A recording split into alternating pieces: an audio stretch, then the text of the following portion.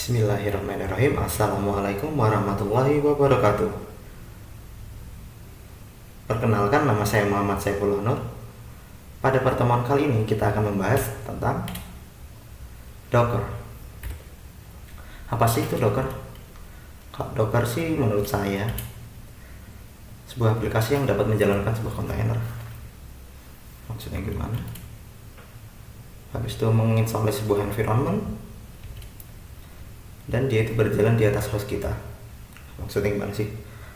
Maksudnya kontainer itu apa? Maksudnya isolasi itu apa? Habis itu ya jelas lah, semuanya itu berjalan di atas host kita atau laptop kita atau PC kita. Untuk kontainer sendiri itu nanti akan saya bahas di slide selanjutnya. Nah, untuk isolasi ini nih, isolasi environment, dia itu modelnya kayak sebuah VM, cuma dia jalannya di atas host kita. Nah, maksudnya gimana? Kalau VM itu sebenarnya konsep kerjanya seperti ini. Nah, ini yang kiri itu Docker, di sini itu Docker, ini itu VM. Nah, jadi kalau kalian menggunakan Docker tuh, ini gampangnya, ini PC kalian yang ini hijau sama yang biru terang. Nah, kemudian di atasnya itu ada Docker. Nah, kemudian aplikasi kalian itu jalan di atas Docker. Misal kalau kalian mau buat aplikasi baru atau mau buat VM baru, bukan VM sih, kontainer baru, nah itu bakal jalan di atas Docker. Jadi dia tuh nggak bakal buat sendiri. Habis itu resource yang dipakai itu dinamis, dalam artian kita nggak usah nyeting dari awal, dia tuh akan kayak jadi satu sama si OS-nya kita, seperti itu. Nah, kalau si VM ini dia tuh resource-nya misah. Nah, kemudian tiap individual VM ini dia tuh ya nggak berkaitan satu sama lain. Kalau satu hancur ya udah, sama seperti ini sebenarnya, cuman ini kan resource sharing ya, kayak resource sharing, cuma kali ini tuh benar-benar kepisah. Contoh nih, kalau kalian pakai VBox, VirtualBox, itu kan kalau kalian awal mau jalankan, pilih ISO-nya dulu, yaitu OS-nya apa, kemudian habis itu tentukan mau pakai RAM memori berapa, mau pakai penyimpanan berapa, mau pakai storage berapa, CPU dan kawan-kawan, itu kalian atur. Nah, berarti kalau kita buat beberapa virtual machine, dia tuh bakal secara langsung dia tuh ngambil resource dari si PC tersebut. Nah, tapi kalau ini enggak, dia tuh bakal ngambil sesuai yang dia butuhkan. Ya kalau dia dikit ya ngambilnya dikit, kalau dia banyak ya dia bakal ngambil banyak. Menurut saya seperti itu. Nah, makanya di sini tuh gambarnya it's not easy being green. Maksudnya gimana sih? Jadi misal gini, kalian tuh lagi kalian seorang programmer, kemudian kalian tuh punya beberapa project. Misal nih, kan kalau kalian pakai PHP versi 5 itu kan udah outdated ya, udah lumayan jadul.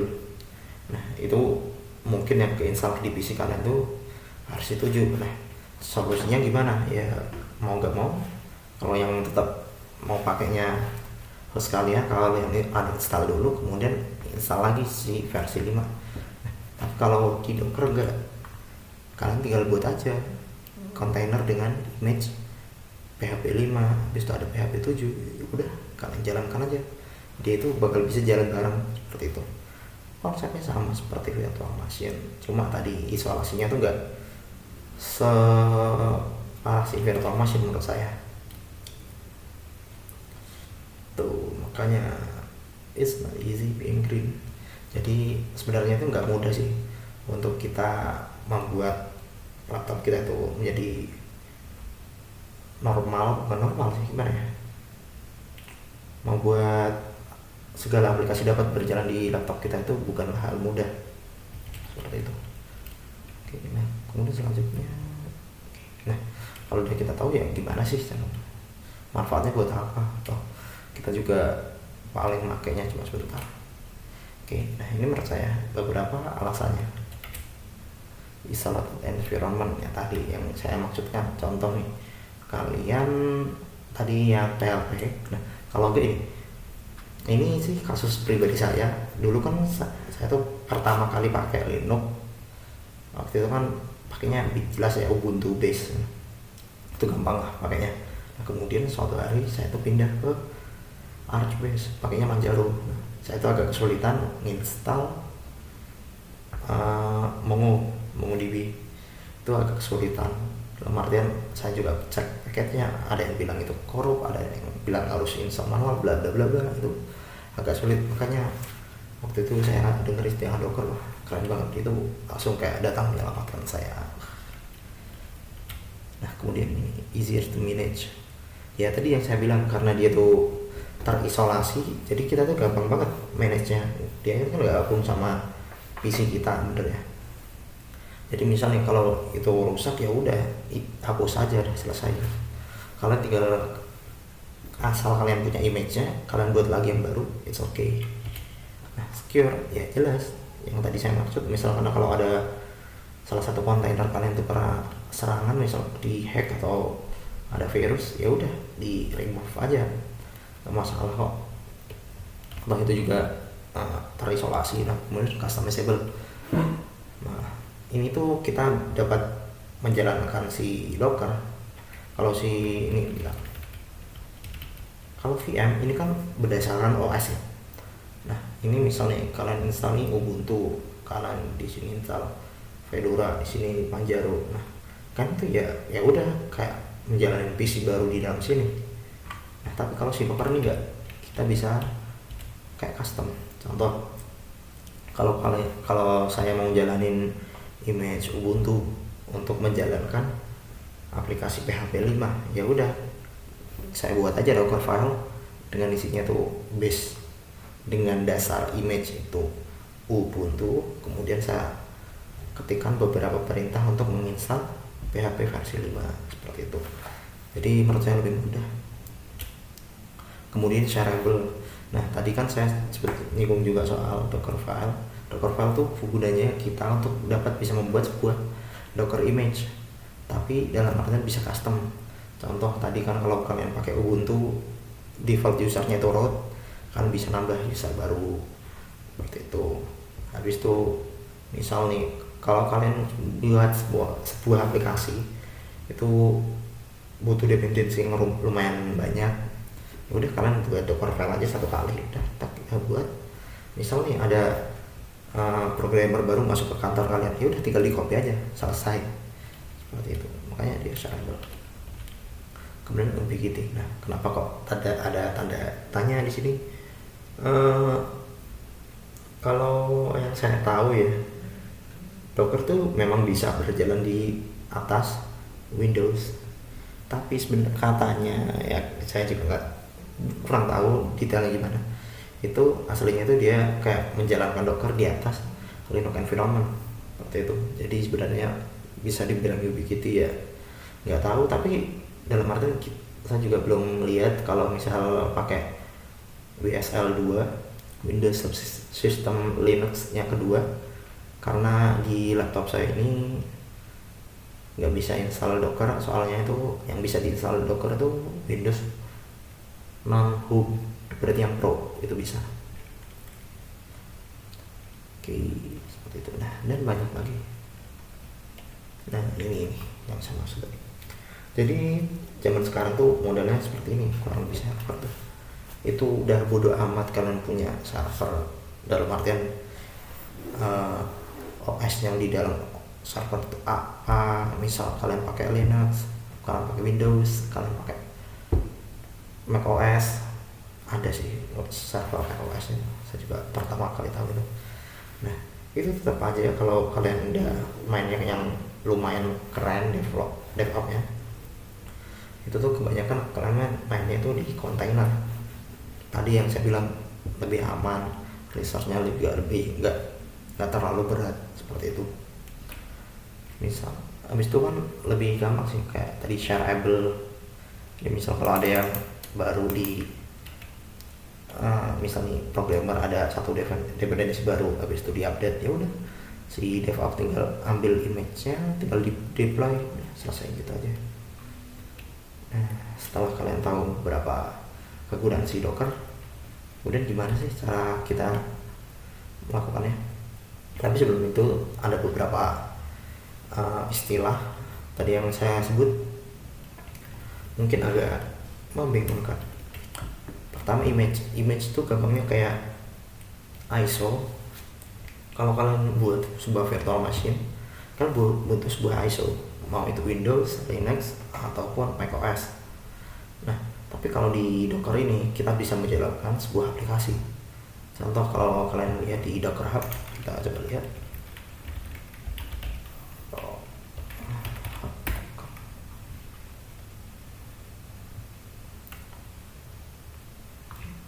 Nah, di sini dapat kalian lihat. Ini tuh ada Alpine, ada Mongo, ada Nging, ada Node.js, ada Redis, dan lain-lain. Di sini tuh bukan berarti image harus sebuah operating system, enggak. Bisa aja dia itu sebuah aplikasi seperti itu. Jadi dengan ini tuh kayak lebih ringan gitu, dalam arti kita menjalankan Node.js ya udah kita jalanin Node.js aja gitu, nggak perlu kita install Ubuntu dulu kemudian Node.js, nggak seperti itu. Kemudian yang satunya kontainer. Dari tadi kan saya nyebut kontainer apa sih? Kontainer tuh ya menurut saya balik tadi mirip sebuah VM, tapi dalam arti kalau image itu kan ISO-nya, kalau kontainer itu VM-nya. Jadi dia tuh bentuknya tak dari sebuah image seperti itu. Jadi ntar yang sebenarnya kita jalankan itu kontainer, bukan si image. Image itu kayak cuma gambaran doang, namanya juga image. Gitu.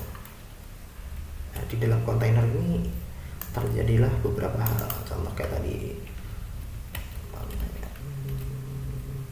Nah, kita bisa easier to manage itu ada di kontainer, karena setelah kita menjalankan kontainer kita dapat memanage-nya. Bukan berarti image yang kita manage, tapi kontainernya. Customizable berarti sebelum kita membuat kontainer kita bisa mengkustomisasi atau mengubah, mengatur ulang, bisa. Kemudian kita juga bisa menyambungkan beberapa kontainer menjadi sebuah bagian. Kemudian ada Docker file tadi dia itu berguna untuk membuat sebuah image. Kalau kalian mau membuat sebuah image dengan beberapa settingan, misal tadi kalian mau running Ubuntu, di dalamnya ada PHP, ada Python, ada MySQL, ada Node.js, itu bisa pakai Docker file. Nah, kemudian Docker Compose ini sendiri itu fungsinya untuk membuat kontainer. Nah, biasanya ini tuh dibuat untuk membangun sebuah kontainer, tapi lebih dari satu. Nah, kalau satu ya ngapain pakai Docker Compose, kecuali di dalam kontainer itu perintahnya itu lumayan kompleks. Misal nih, kalian harus nyeting networknya, kalian harus nyeting port, kalian harus nyeting working directory, kalian harus nyeting usernya siapa, harus nyeting ya dan lain sebagainya. Itu perlu Docker Compose. Nah, kemudian Docker Hub tadi kita sempat buka Docker Hub ini tuh mirip kayak GitHub, jadi kayak project open source tapi isinya tuh image Docker seperti itu. Misalnya kalian mau jadi PHP, ya udah cari aja di sini PHP. Ini ada.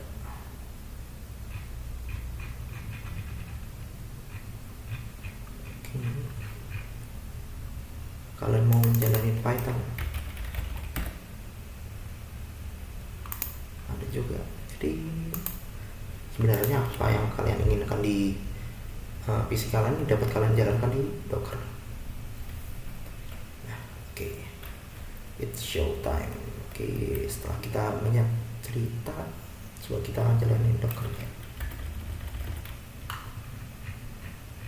Nah, misal nih kalau kalian install Docker tuh kalau kalian mau install Docker, kalian aja pilih Docker. Nah, kemudian diklik docker.com, get started. Nah, ini pilih download for Mac kalau pakai Mac, kalau pakai Windows, kalau kalian pakai Linux.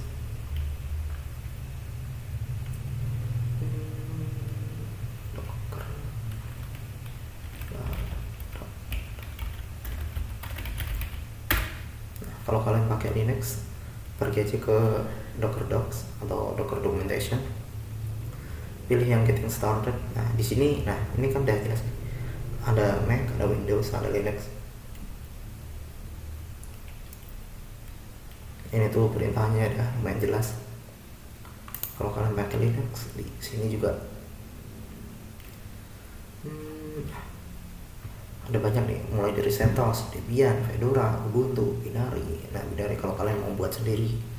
Seperti kalau misal kalian pakai Linux yang nggak familiar, ya mau nggak mau harus buat sendiri dong. Seperti itu. Oke, nah kalau udah install, coba kalian Docker. Oke, ini terlalu besar. Nah, kalau kalian udah install, bakal keluar perintah seperti ini.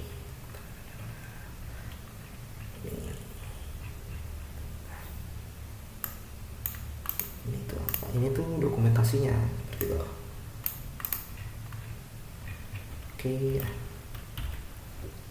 Untuk menjalankan sebuah kontainer, pertama-tama kita perlu namanya image. Jadi gampangnya, kalau kalian mau pakai Docker, pikir dulu buat apa.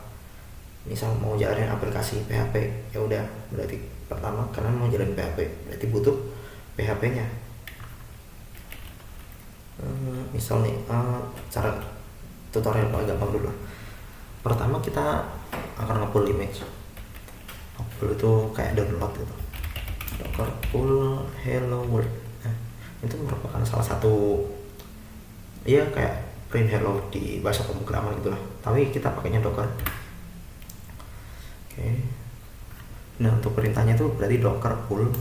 Pull itu kayak download. Habis itu ini hello world itu nama image-nya. Misal kalian mau download PHP, ya Docker pull PHP seperti itu.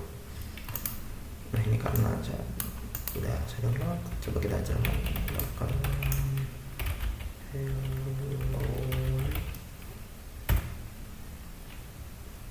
Oke, selesai. Dengan ini kalian sudah menjalankan sebuah kontainer Docker, dimana dia tuh berdasarkan dengan image hello world. Nah, ini jadi image hello world tuh isinya ya cuma perintah kayak gini doang, bukan perintah sih, kayak cuma tulisan ini doang, hello from Docker bla bla bla bla bla, seperti itu. Nah, kalau kalian mau ngecek apakah ada si kontainer itu, pertama image dulu ya. Nah, untuk melihat image ada apa enggak, kita bisa jalankan Docker images, karena image-nya itu banyak pakai S. Nah ini kita sudah download Docker hello world. Nah, ini ukuran cuma 1,8 KB. Nah, saya juga lumayan sukanya di Docker tuh ini, dia tuh ukurannya nggak terlalu besar, nggak terlalu berat apabila kita bandingkan dengan VM. Kalau VM itu image-nya sendiri aja. Kalau Ubuntu bisa sampai 2 GB ya, itu aja cuma ininya doang, ISO-nya. Belum kalau kita install aplikasi dan kawan-kawan. Yang ini nih, yang 1,2 GB ini tuh udah isinya ada Python, package-nya lumayan banyak, 1,2 GB. Habis itu saya tuh pakai image-nya ya Python biasa, dalam artian dia itu pakainya Ubuntu, itu lumayan berat. Jadi ini aja, ini tuh lumayan berat 1,2, sedangkan kalau kita bandingkan dengan Docker image dengan ISO biasa itu nggak ada apa-apanya gitu. Nah, kemudian untuk melihat sebuah kontainer, kalian bisa pakai perintah Docker container ls. Nah, kok nggak ada sih, kan kita tadi udah menjalankan Docker. Nah, ini nah kok nggak ada kan. Nah, ls ini menjalankan perintah untuk dapatkan daftar kontainer yang sedang berjalan. Nah, untuk mendapatkan semuanya itu kan perlu -a atau -all. Oke, nah ini kita menjalankan sebuah kontainer hello world berdasarkan hello world. Kontainer ID-nya ini dijalankan 2 menit yang lalu, iya benar. Statusnya iya mati, seperti itu. Untuk name dia tuh kalau Docker kontainer, kalau kalian nggak ngasih nama, dia tuh bakal ngasih nama acak seperti itu. Oke, nah balik lagi ke PPT, bukan PPT sih, ke slide. Nah, untuk tutorial selanjutnya kita bakal membahas ini, PHP with Docker. Nanti kita akan membuat merunning sebuah script PHP di dalam sebuah Docker container. Nah, kemudian gimana sih cara kita aksesnya menggunakan PC kita, seperti itu. Jadi PHP itu running di container, sedangkan kamu ngeditnya lewat host. Itu gimana sih cara kerjanya? Ya, itu bakal kita lanjutkan di dalam video berikutnya. Oke, sekian, terima kasih, semoga bermanfaat. Wassalamualaikum warahmatullahi wabarakatuh.